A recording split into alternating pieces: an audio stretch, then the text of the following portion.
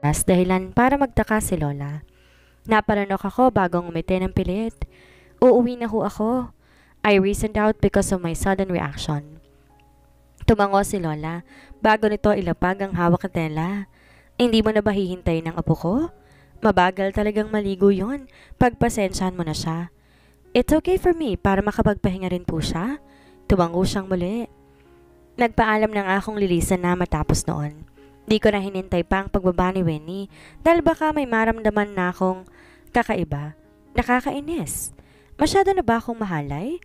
Kinabukasan, maaga ako nagising dahil bala ko ng sundan si Winnie para makasabay na ito pagpasok. Nag-chat din sa group chat ang advisor namin at sinasabi nitong ako ang nakatoka ngayon sa music system. Sumang-ayon naman ako dahil hindi rin naman ako makakatanggi. Kaya pagkabihis pa lamang, dumiretso na ako ng dining but I did not expect that I'm going to see my parents there. Kumain ka na, ani daddy habang inihahanda ni Yaya Corazon ang ilang pagkain. Nginitian niya ako bago ilapag ang gatas ko sa aking pwesto. Napaisip ako sa sariling may himala na nangyari ngayong umaga at ang himalang yon ay ang pagsasabay namin sa almusal. I know you already watched the news about my interview. Mommy started the conversation while eating. I didn't say anything. I just tightened my grip on the cutlery. I want you to agree to the interview that I announced. Rika will be with you in that interview. I dropped the spoon because of what she said. I won't do what you want, Mommy. You cannot just easily order anything that against on me. Hindi nyo man lang ba inisip ang girlfriend ko? Don't yell in front of your mother, Asher. Daddy intervened the conversation. It was obvious that I'm the one who have mistakes again. What we're doing is for your own sake. Your future will be better if you marry her. Hindi mo ba naiisip yon? Masaya ako kung si Winnie ang pakakasalan ko. Nahihibang ka na talaga. Dahil doon tumaas na ang boses ni Mommy. Pero wala akong pakialam. Ipaglalaban ko si Winnie kahit anong galit pang meron sila. Siya lang ang pakakasalan ko. Dahil sa babaeng yon, you became rebellious. Lumalaban ka na sa amin. Yan bang natutuhan mo sa pagsama-sama sa kanya? Ano bang mapapala mo sa babaeng yon? Happiness, Mom. You won't find happiness in anyone that easily. Even if my future is better with her, if I'm not happy, everything will be nonsense. Money is easy to find, but true love, you will have a hard time to look for it. Tumayo ako matapos sabihin yon. Alam kong di yun palalagpasin ni Mommy. You are just my son, Asher. Bulyaw niya sa akin bago ko makalayo. Lahat ng meron ka galing lang sa akin.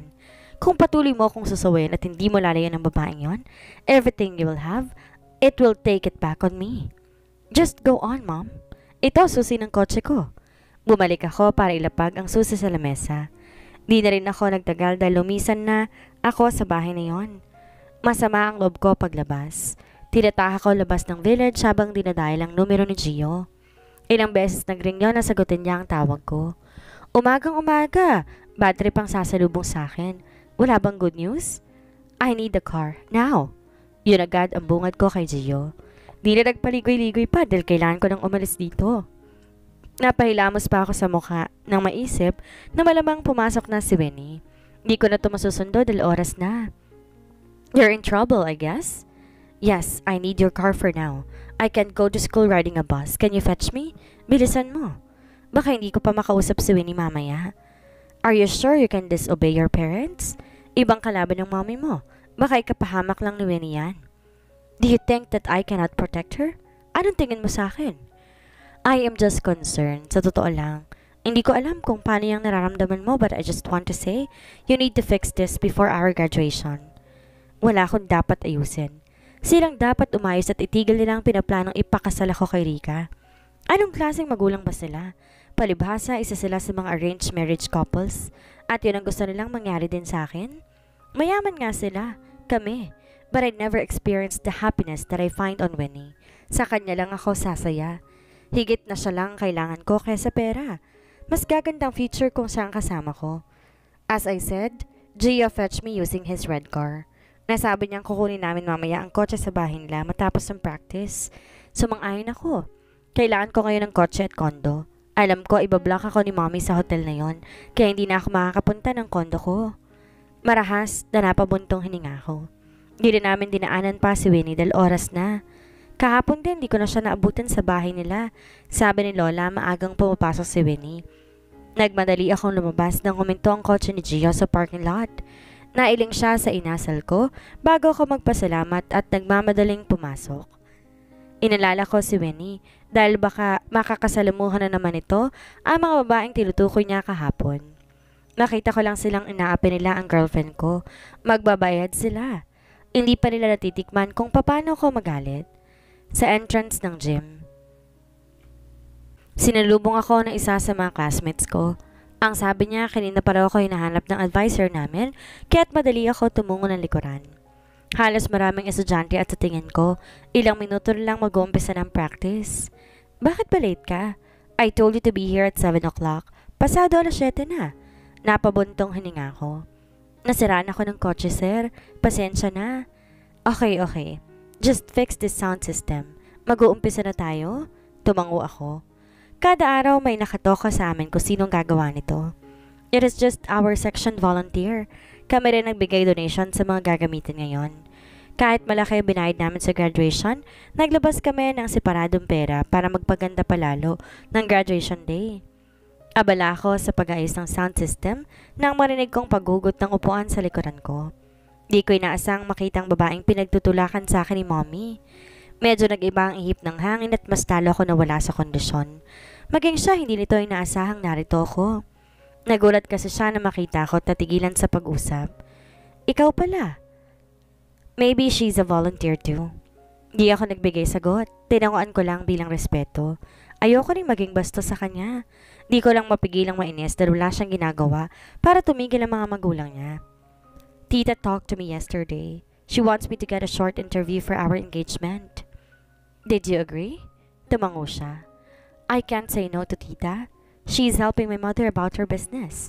Nagtutulungan sila kaya't mapapaganda lalo ang negosyo kung magkakaisa tayo. Natawa ako sa sinabi niya. Mapapaganda? Mukha ka lang din naman palang pera, Rika. You know that I have a girlfriend. Ayos lang ba sa'yo magkasiraan kami? Where is the KK that I made before? Nawala na yata siya sa pagkatao mo. Sure. I would never agree to marry you. Walang engagement at mas lalong walang kasal na magaganap. Mapapahiya lang kayo. Nakita ko paano bumagsak ang balikat niya. Kalaunan tumango siya. Tila ayos lang na sinigawan ko to't sinasabi ng diretsyo na hindi ko siya gusto. Kahit ano pang gawin mo, doon din tayo pupunta. Darating ang araw wala kang choice kundi pakasalan ako. Sinasabi ko to sa'yo hindi bilang babala, kundi para maging handa ka sa posibilidad na pwedeng mangyari. Tumalikod na siya. Di na ako nakasagot dahil bigla, napaka na extension dahilan para mapaatras siya. Nawalan siya ng balanse at naupo sa kanduhan ko. Kahit may sinabi siyang di ko nagustuhan, di ko naman hayang masaktan siya dahil may magagawa naman ako. Napamura ako. I asked her if she's okay. Tumango lang siya bago lumingon sa akin. She stared at me for a second. Di ko naman inaasahang may papasok sa backstage para ilapag doon ang malaking libro na naglalaman ng pangalan namin. Natigilan siya na makita kami sa ganong posisyon. Her lips parted while she's looking at us. I pushed Rika to make her distance on me. Tumayo ako para sana'y lapitan si Winnie pero tumakbo na siya palabas. Hinabol ko to kung sa nakita ko siyang lumihis sa ibang daan. Tumungo sa likuran ng gym para umikot. Ngunit mahuli ko ang kanyang kamay dahilan para matigilan siya sa mabilis sa paglalakad. Winnie, wait! She faced me, emotionless. Di ko tuloy mabasa ang nasa isip nito dahil ayan na naman ang ekspresyon nitong blanco. Ngunit alam ko, may iba itong iniisip. Hindi naman siya aalis kung di siya nag-iisip ng iba. She just fell. I explained immediately about what happened. Ngunit dito nagbigay ng anumang tugon. Nakatingin lang siya sa akin pero iniisip ko na nasasaktan siya, so I hugged her tightly. Bigla ako natakot sa emosyon nito. Pakiramdam ko ay kaya niyang baliwalain ang lahat para lang wag nang lumaki pa. Winter, talk to me, please. Bakit pang higpit ng yakap mo? I am scared to you. Bakit umalis kang bigla? Iniyaan lang nitong nakayakap ako sa kanya. Pero tila nakagat niya ang tanong ko sa kanya. Ikaw ba? Ano ang gagawin mo oras na makita mo ako nakaupo sa kandukan ng iba? Mabilis na napahiwalay ako sa naging tanong niya. Namimilog ang mata ko dahil iniisip ko pa lamang iyon. Para na akong mamamatay. I will punch the guy who is with you. Sasakalin ko siya hanggang sa lumuwa ang mga mata niya. It's harsh. Totoong gagawin ko yon. At hindi ka dapat umalis kanina? It is an accident. Hindi ko inaasahan na mawawalan siya ng balanse. At kung alam ko lang na mangyayari iyon, umiwas na sana ako. Pero hindi mo ginawa. Because you don't want to hurt her. Stop explaining, Asher. Hayaan na natin yon. Bumuka ang labi ko pero wala akong makapa na sasabihin. She's right, but I did not expect that she will understand what happened. Hindi ba siya nagsiselos? Ayos ka lang ba?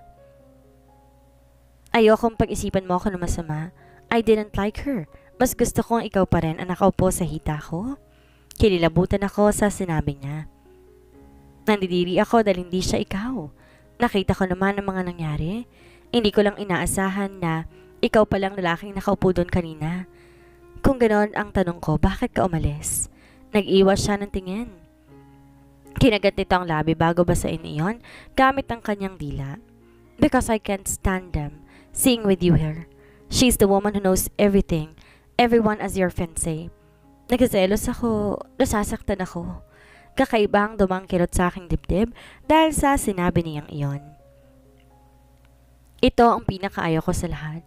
Ang maramdaman ni Winnie, ang ganitong pakiramdam. I don't want to do after she says that. Niyakap ko lamang ulit siya ng mahigpit. I want to comfort her emotions. Her heart was in pain now. Alam ko, nasasaktan ko na siya. I want to comfort her emotions. Nasasaktan na to ng magulang ko sa lahat ng taong nakapaligid sa kanya. But I can't let her go. Mahal ko siya. I am sorry, Winnie. Why don't you want me to do anything to ease your feelings? Ayoko na nasasaktan ka sa relasyon natin. Ayoko na maramdaman mo ang selos dahil alam ko yung pakiramdam noon. Sabihin mo lamang, do you want me to go home? Natawa siya. May practice pa tayo. Ayos lang naman ako eh. Normal lang siguro sa taong masaktan. Dumistansya ako dahil sa sinabi niya. Pinakatitigan ko ang mukha nito at hinahanap ang katotohanan sa sinabi niya. But she is too sincere. Siguro nga masyado niyang naiintindihan ang lahat. Pero ayoko na maipon lahat ng sakit sa dibdib niya. Baka dumating pang araw na hindi niya na ito makakayang dalhin. At baka nga iwan na niya ako. Winnie's POV. Matapos ang practice namin, agaran akong pinuntahan ni Asher sa pwesto ko. Hindi pa man nangangalahati ang mga estudyanteng lumalabas, ngunit pinuntahan ni Asher ako sa pwesto ko. Para malapitan lang ako sa aking kinatatayuan. Normal sa akin ang nakakarinig ng bulong-bulungan ng ilang mga estudyante nakatingin lang sa amin, ngunit wala naman ang sinasabi. Ang di makaget over ay yung mga babae na may gusto pa rin kay Asher hanggang ngayon. Sabay na tayo, ani ang sabi at walang tanong-tanong na kinuhang aking bag. Hindi ako umapila. Sinabit na rin niya yun sa balikat niya. Hinawakan niya ang pulsuhan ko at gaya nga ng ginagawa nito kanina. Nakipagsiksikan kami para lang makalabas ng gym. Di nito binibitawan ang kamay ko hanggang sa marating namin ang oval. Huminto siya at tumarap sa akin. Gusto ko nang matapos ang pag-aaral ko dito. Ayoko na sa mga toxic na estudyanteng nakapalibot sa atin. At nakasimangot siya bago nag-iwas ng tingin. Paniguradong narinig niya ang pag-uusap ng ilan naming classmates. Kanina, dahil sa malakas ang pandinig ng lalaking to. 2 weeks na lang naman, Asher. Makakapagtapos na tayo. Bumuntong hininga siya habang nakatingin sa akin. I am sorry if I couldn't do something about them. Pero gusto ko silang saktan lahat. Hindi naman yun ang solusyon eh. Hindi dinadaan sa dahas lahat ng bagay. Ang mas mabuti pa, hayaan mo na lang sila. Masasayang lang ang oras mo. Matamang nakatingin siya sa akin at sigurado lang na hindi siya sang-ayon sa sinabi ko. Ngunit wala din naman siyang magagawa kung yun ang siyang naging pasya ko. Ayoko lang talaga ng gulo. Maranahimik din sila at mag-asawa. As usual, you're still choosing to be patient. Sa iyo ko yata matututunan kung paano baliwalain ang hindi dapat pagtuunan ng pansin. Maybe you're right. We're just going to waste our time. Dapat yun sa atin lang isipin natin. Hayaan na lang din natin ibang tao. Tumango ako. Masaya ako na unawaan ni Asher ang nais kong sabihin. Medyo di na ako nahirapang kumbinsihin siya dahil kung hindi ko gagawin yon, masasaktan lang talaga ang mga babaeng umaapi sa akin. Lalo nang nagbibigay negatibong komento sa aming relasyon. 6:00 nang may hatid ako ni Asher sa bahay. May dinaanan pa muna kasi bago umuwi. Nasa sala si Lola kaya't agad niyang nakita ang pagdating namin. Naroon na rin ang buyer namin ng bahay ko saan magkaharap sila nakaupo sa sala. Magandang gabi po. Bumati ako sa mag-asawa. Nginitian nila ako bago sumayin ang ginang na maupo muna akong saglit sa tabi ni Lola. Sinunod ko ang nais ito. Naupo ako doon habang nasa likuran ko na ngayon si Asher. Binigay na namin lahat ng kulang ngayon para wala na kaming iisipin pa at maililipat na sa amin ang titulo ng lupa. Di agad ako nakasagot sa sinabi niya. Nakatitig lang ako rito bago ko lingunin si Lola na nakatingin na sa akin. Ngumiti siya. Hindi ko talaga alam kung ayos lang ba talaga kay Lola ang ipagbili tong bahay na to. Biglaan kasi ang desisyon niya at baka iniisip lang nito ang gastusin sa bahay bago kami umuwi. Ngayong araw kasi nagpadala si Papa. Ang kaso 5,000 lamang yon. Magbabayad kami ng ilaw at tubig na halos mahigit 2,000 at yung sobra siyang magiging budget ko. Di naman na rin ako magasto sa totoo lang. Nakatipid na rin ako ng dahil kay Asher. May natitira pa akong allowance dito at aabot pa yun ng katapusan. Sa 2nd linggo pa ang graduation ko. Baka this February po, magte-take pa muna ako ng board exam bago kami umalis dito sa Manila. Tumango ang ginang upang maging ang asawa niya. Wala namang problema sa amin yon, iha. Tsaka yung pera namin Marso pa darating. Di pa agad namin may papagawa ang shop. Ayos lang kung pumarito kayo hanggang katapusan ng Pebrero. Nakahinga ako ng maluwang. Tumango na lang din ako dahil hindi ko rin naman na mapipigilan si Lola sa desisyon niyang ito. Ilang beses ko ba siyang kinumbinsi na wag nang ibenta ang bahay at hintayin na lang niya ako na makahanap ng trabaho pero umayaw siya. Ang sabi nais niyang makakuha ng sariling pera para sa ipapatayo niyang barky. Hindi na lang ako umangal. Susuportahan ko na lang siya sa nais niya hanggang ngayon. Ipapapirma ko na lang sana to. Nasend ko ng pera sa account mo. Ito ang resibo. Naglahad siya ng kasulatan sa mesa. At dahil ako na ang pagpipirma ng Lola, ako rin ang gumawa nito ngayon. Binasa kong papel na nalaman na isa yung kasulatan na nagmula sa barangay.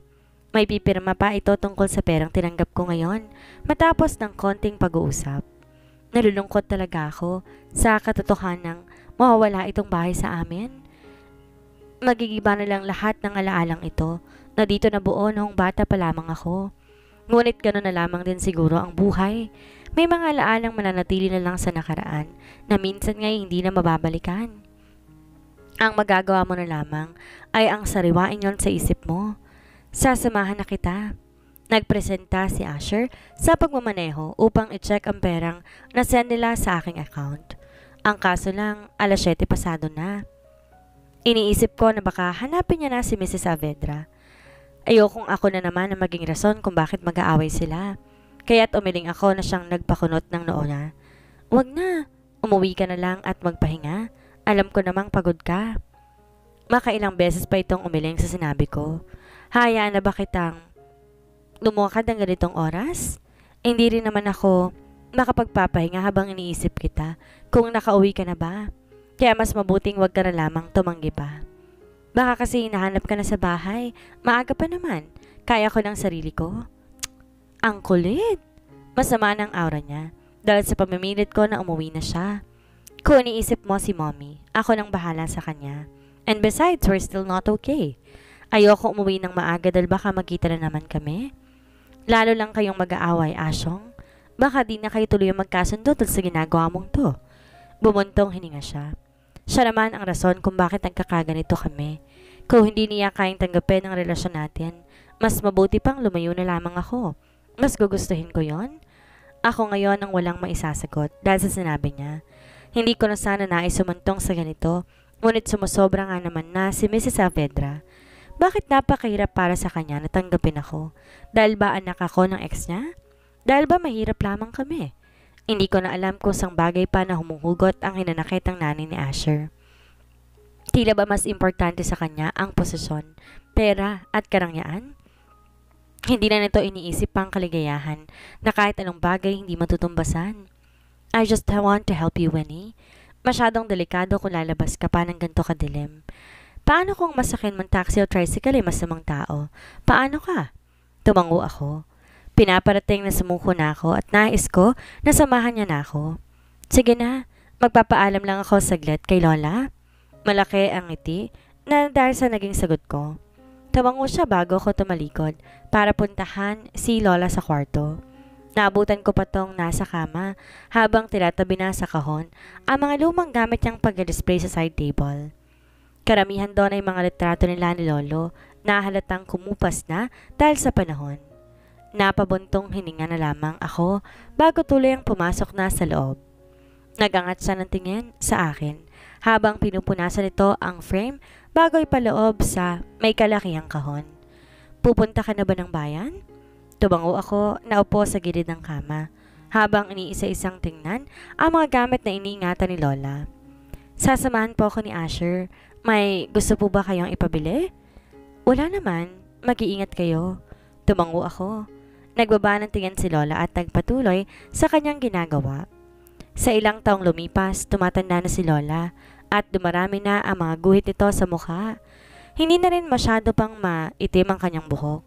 Kung hindi, nakakulay na ng kulay itim. Ngunit gayon pa man, malaki pa rin ang pangarap ko para kay Lola, para sa aking pamilya, at nais kong bumawi oras na makapagtrabaho ko. May nais ka bang sabihin? Tipid akong ngumiti. Nasabi po ninyo sa akin noon na ayaw ng mga magulang ninyo kay Lolo. Paano po nila nagawang tanggapin si Lolo? Napangiti si Lola sa tanong ko. Natagal ng panahon na masabi sa akin ni Lola. Wala pa akong kamuang-mawang sa pag-ibig, pero humahanga na ako sa pagmamahalan nilang dalawa ni Lolo. Ipinakita ng lolo mo ang totoong nararamdaman niya para sa akin. Masipag siya. Nagtyagang makuha ang basbas na magulang ko hanggang sa tanggapin na nga nilang lolo mo. Walang imposible sa pagmamahalan, apo. Kung iniisip mo ang magulang ni Asher, may mga ganong pangyayari talaga na hindi natin kayang kontrolin. Ngunit huwag kayong bumitaw sa isa't isa kung tunay na nagmamahalan kayo. Ganoon na lamang ang ginawa namin ng lolo mo. Tipid itong umiti sa sinabi ng lola niya. Mahal ko talaga si Asher. Siya ang unang lalaki nagparamdam sa akin kung ano nga ba ang totoong pag-ibig. Kahit na nagkaroon ng pagtingin kay Calix noon, di naman ganito halos ang naramdaman ko. Kakaiba ang takbo ng puso ko kay Asher. Pinabibilis niya ito na parabang aktibo palagi kapag nasa tabi ko siya. Hindi ko may paliwanag pero isa lang ang anak na naging bahagi ng nakaraan ninyo ni Papa. Ngunit alam ko naman po na hindi kami kasali sa usapang yon. Labas po kami kung ano nangyari sa kanila sa nakaraan. Napabuntong hininga si Lola. Marahil masama pa rin ang loob ni Lina hanggang ngayon. Siguro nga, iniisip niya na ikaw ang naging bunga ng pagkakasala ni na Henry at Elena. Pero tama ka, labas nga kayo sa nakaraan nila, ngunit iba kasi nasa isip nila. Huwag mo nang isipin niyon, apo. Magiging maayos din ang lahat. Ipakita mo lamang na totoong mahal mo ang anak nila. Hindi lang pera ang habol mo sa kanilang pamilya. Tumango ako sa sinabi nila. Kahit kailan, hindi ko tinignan ang estado ni Asher sa buhay. Hindi ko iniisip na mayaman siya, na meron siya lahat ng kahit anong hilingin ko. Ang sa akin lang, minahal ko siya dahil napapasaya niya ako. Gumagaan ang pakiramdam ko at lahat ng gumugulo sa isipan ko ay mabilis na nawawala kapag kasama ko siya.